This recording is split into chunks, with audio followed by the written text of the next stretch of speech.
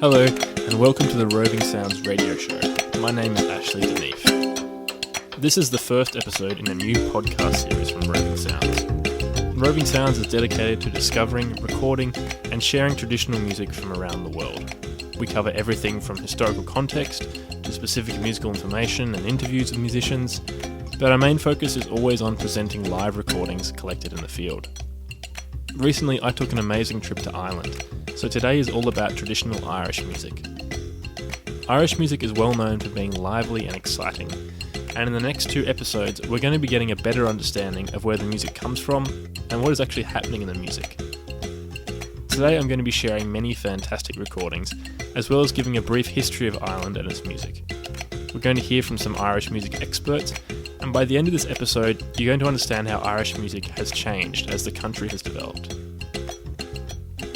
In addition to this podcast, there is a companion blog post available at our website, www.rovingsounds.org/blog/Irish folk music, which contains not only some fantastic pictures of the locations and people, but also lots more historical information and some links to help you get started with your Irish music listening. If you're digging the sound of this and you want to get even more, you can also jump onto our mailing list to receive exclusive updates and bonus material. This week I'll be sending all subscribers my top 3 tracks from the entire trip in Ireland, which I think are pretty awesome. You can find the link to join in the podcast description or on our website.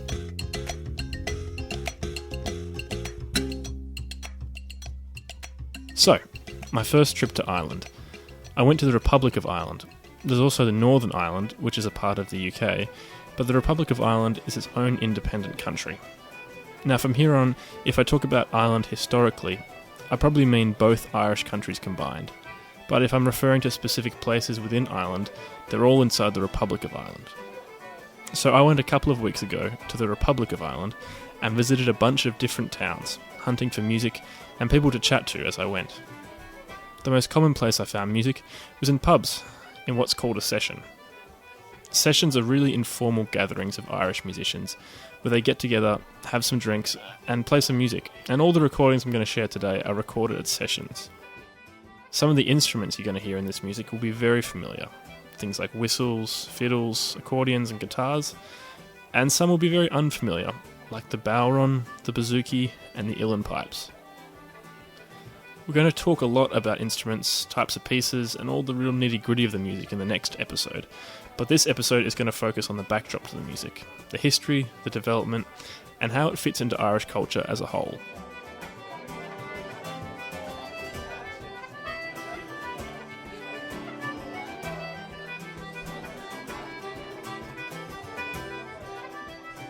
People have lived in Ireland since around 8000 BC. And since then, Ireland has been invaded many times, first by the Celts, then the Vikings, and the English. And there was another kind of invasion that happened around 400 AD, led by a guy we now call St. Patrick, who brought Catholicism to Ireland. By the time the English invaded Ireland in 1100 AD, Irish musical culture flourished, mainly through the work of bards and other trained individuals who played music for important members of society and at events. When the English invaded Ireland, they too were a Catholic nation, but with the Reformation of the Church under Henry VIII in the early 1500s, England became Protestant, and those Catholics that refused to adapt were persecuted, both in England and occupied Ireland. Henry VIII also began suppressing Irish culture by banning the Irish language and the majority of Irish music, realising that these things helped the Irish maintain a sense of identity in the face of English oppression. His daughter, Elizabeth I, is credited with ordering commanders in Ireland to hang the harpers and burn their instruments. Harp is both the national instrument and symbol of Ireland, and this order not only caused the murder of many musicians, but also symbolised the silencing of Irish culture. Under these laws, Irish music all but died out, and only through a relaxing of laws over the next 300 years did it start to re-emerge. Musicians continued to play, but not often in public. The English also began a process called plantation in the mid-1600s, where they encouraged English and Scottish Protestants to settle in Ireland, in an attempt to drive the local population out. This was a violent process, and in many places it involved the slaughter of Irish Catholics by England and its supporters. but the plantation policy worked, especially in the northern regions of Ulster. A lot of the Irish music we have today was written about the millions of people leaving Ireland in search of a better life in America, Australia and elsewhere, which started during the Great Potato Famine in 1845. Many songs talk about having to leave Ireland, missing Ireland, or of the new lives set up in strange new countries. When the Irish War of Independence broke out in 1919, popular opinion was split about whether to stay with the English or make a new country, especially in the northern region. The solution was to divide Ireland into two separate countries. Northern Ireland, with its Protestant majority, remained as part of the United Kingdom, and the Republic of Ireland, being mainly Catholic, became an entirely separate country. When the War of Independence ended in 1921, the Irish Civil War began over disagreements about the details of independence, particularly over national division. At this time, Irish traditional music did not enjoy the same popularity as it does now. But a revival throughout the 1950s and 60s of Irish culture and music allowed the music to be elevated to its current standing, particularly through the work of Cultus Ceoltarí Éireann, an organisation formed in 1951 to foster Irish culture, music and language at home and abroad. Through this revival, traditional Irish music is now an accepted and important part of Irish culture and is taught to children from a very young age. The strength of Irish music can be seen in the sheer number of performances across the country every night, and the popularity of sessions in seemingly every pub. So, are we cool for history now? We're going to go to some music. Now, this track was recorded in a session in Dublin, and it was performed by two fiddle players, a concertina player, and a guitarist.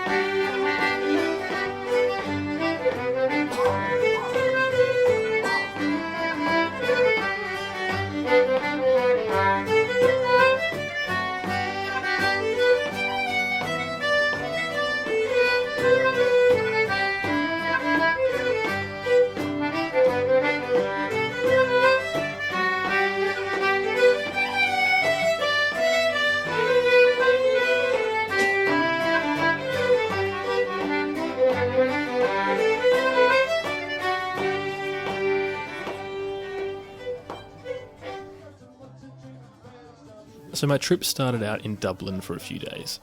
I was staying pretty close to the Temple Bar area, which is famous for nightlife and music, but not the music we're focusing on in this episode, as you can hear.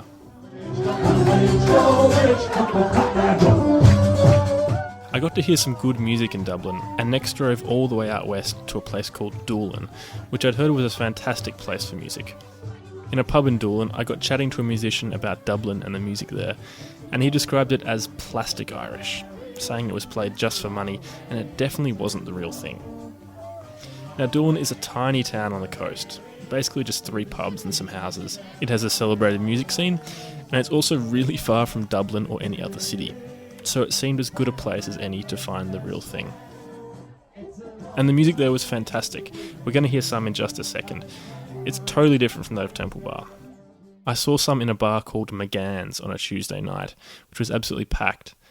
Though in hindsight it was mainly tourists, which is probably because of the nearby cliffs of Moher, which if you don't know, these are these really seriously impressive cliffs that look like the end of the earth. They also happen to be one of the biggest tourist spots in Ireland. So it's understandable there were lots of tourists in the pub. I really enjoyed the evening. The vibe in the pub was fantastic, the musicians were incredible, but since returning home and reading more about the music, I have a feeling that the music was kind of tailored for the tourist audience. It was some fantastic music though, and here's the recording from the night. You're going to hear a type of tune called a reel. Now a reel is in 4/4 and it's played with straight eighths. For those of you who aren't musicians, this is going to sound like mumbo jumbo. For those of you who are musicians, the next episode is going to talk about musical specifics, more of these tune types, more information on the instruments, and really specific detail. So this piece was performed by 4 uilleann pipers and a bouzouki player.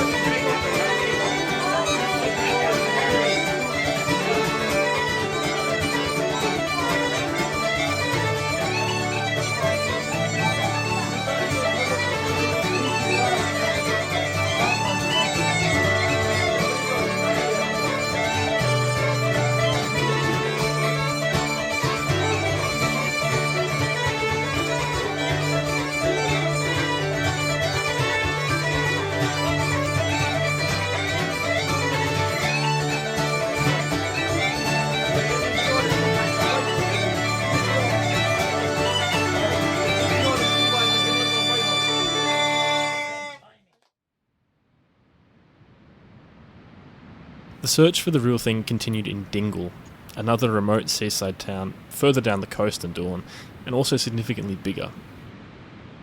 Dingle is in a Gael-tucked region. Throughout Ireland, there were pockets of countryside that escaped the worst of British oppression, and maintained a stronger Irish identity than others, mostly through the preservation of the Irish language, which you can hear in everyday life here. So I was feeling good about Dingle for these reasons. I went this time into a pub called Andruhid Beg, which translates to the small bridge, and given that there's a very small river next to the pub, makes sense. The pub was featuring a duo of accordion and guitar, and the two musicians Gary and Padraig were really cool. They let me record a few tunes and even a video. Now I've uploaded that video to our companion blog post, and it's really interesting to see not only how they play their instruments and the vibe in the pub, but also the sort of interaction those two have when they're playing together.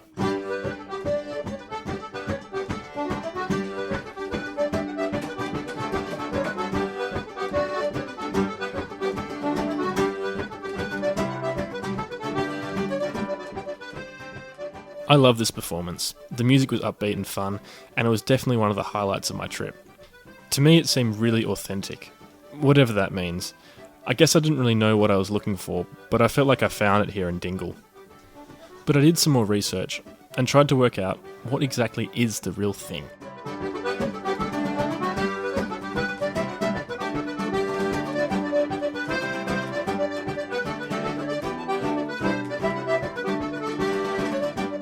As it happens, it's not such an easy question to answer, particularly because Irish music and the people that play it have changed a lot, even over the last 100 years, and what we know it as now is significantly different from what it used to be. Going back to before Henry VIII, there were many thousands of musicians called bards living in Ireland. Bards were a member of a hierarchy of culture bearers, and each level of this hierarchy had a different social function. The bards were solo musicians, and they served as storytellers, historians, genealogists, advisors, geographers, and performers for important figures in society. They often played harps and sang, and were masters with their words. They were walking libraries of cultural information, and really important in connecting people to their ancestors and heritage. Bards were particularly important in preserving music, because Irish music was, and still is, an oral tradition, meaning that it's never written down, and is only communicated from generation to generation through performance. Bards, along with other culture bearers, were the musicians of the day, and amateur musicianship did not flourish in the way that it does now. However, with the royal decrees of Henry VIII and Elizabeth I, bards were put out of work and many put to death. Bards were like West African griots, who also preserve the history, culture and music in an oral tradition. One thing that's often said about griots is that when a griot dies, it's like a library burning down. The same is true of bards, and the murder of bards by the British was basically the destruction of a shared Irish history and identity. Those that survived struggled to live and work under these harsh circumstances, and professional musicianship became a very unstable life up until the late 1800s. Conditions improved slightly at the end of the 1800s due to a relaxing in political legislation against Catholics, and this meant that more amateur musicians began to pick up instruments. The function of music also began to change, as amateurs would play for their own enjoyment and the enjoyment of their friends and family. No longer were all musicians required to play for their living. Way back, it was a solo pursuit. It was something you did on your own, and it was an opportunity for people to express themselves individually in what was generally a mundane existence. And here was an opportunity to, attract some kudos to yourself and express you as a person. That's John Devon, an uilleann piper, musician, and all-round good guy. John grew up around Irish music and has been playing and teaching it all his life, and he's going to help with explanations in this episode and the next. In the 1800s, Irish music also became more about dancing, and the fiddle was the instrument of choice for accompanying social dances. But the Dancehall Act of 1935 required all dances to be undertaken in regulated venues, which killed the social dancing scene. And the music stopped being about dancing so much and became more about listening. Throughout the early 20th century, workers throughout the diaspora, in America and Britain, would gather in pubs after work with their instruments to drink, hang out and play music. These informal pub sessions were the first time in which musicians began to play regularly in groups, and as we talk about in the second episode, they were really playing solo music but in a group setting. And so the music became a way to express a shared cultural identity and a way to have fun in a group. The radio arrived in the 30s, bringing recordings of Irish-American musicians back to Ireland, and that's really when the idea of performing Irish music for an audience started to appear. It seems odd, but all the situations in which we typically see Irish music now are very new developments in the music. So in the case of the music we heard before from those nights in Doolin and Dingle, whilst it was definitely Irish music, the fact that it was played in a group, and that it was even performed for an audience, means it's a product of these recent developments in the music. I wasn't sure if this mattered, and I was worried that the music was being diluted in some way. Maybe the old ways of playing were being lost. So I asked John about it. I don't think there is a dilution, no. I don't. I think what's really interesting is that even though every generation the music lands in their laps and they make of it what they will, we still all respond in the same way to the great players, the players who have that, X factor, for want of a better phrase. Mm-hmm. Do you think that that there is such thing as like an authentic reproduction of the style, or is it just progressing and developing into this bigger? Oh no, I think there is. I think there is. Yeah, there's lots of authentic reproductions. John says that whilst it's possible to find authenticity and a respect for the tradition in modern Irish music, the scene has changed a lot from when he was learning. I don't know, but I suspect the bulk of the music that is played in sessions and that musicians have in their repertoires now was written since the 60s. Mm-hmm. I'm guessing, And the thing is that now, if you come to traditional Irish music now, you've got this vast, collection of recordings that have been made. People have written their own tunes, they've done their own arrangement, like say they've used bazookas and synthesizers and didgeridoos and goodness knows what, every kind of fusion has sort of taken place, and at what point do you dip into the tradition? John is an interesting musician to talk to about the tradition because he seems to have split himself between two worlds. On one hand, he works for cultist Ceoltarí Éireann, that important organisation at the forefront of preservation, and on the other hand, he records his own modern Irish music with non-traditional instruments. So I actually like my traditional music quite traditional, and then when I come to record it, I muck about that as much as everyone else did, really. Here's a track from John's CD, PLAY, or Play, called Wheelins, which will give you an idea of one of the ways the music is expanding. It features squealing electric guitars and synthesizers, while still drawing influence from the traditional repertoire.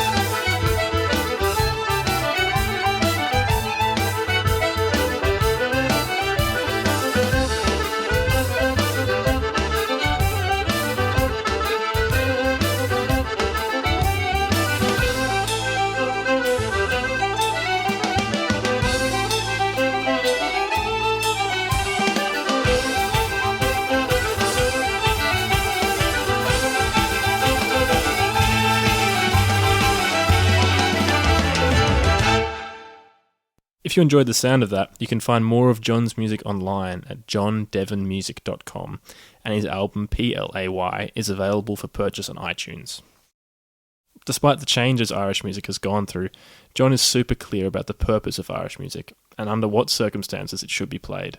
I think as soon as you take it and put it on a stage, you've lost, for me, 80% of what it's about. It's nice to go and sit and listen to a really fine player play beautifully, And there are some fantastic bands out there that have really demonstrated just how beautiful this music can be.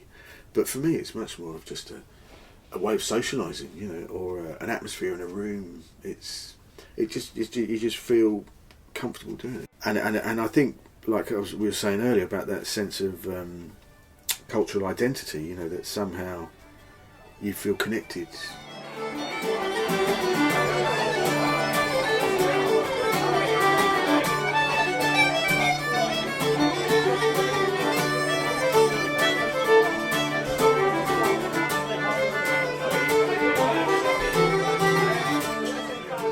Is there a real thing?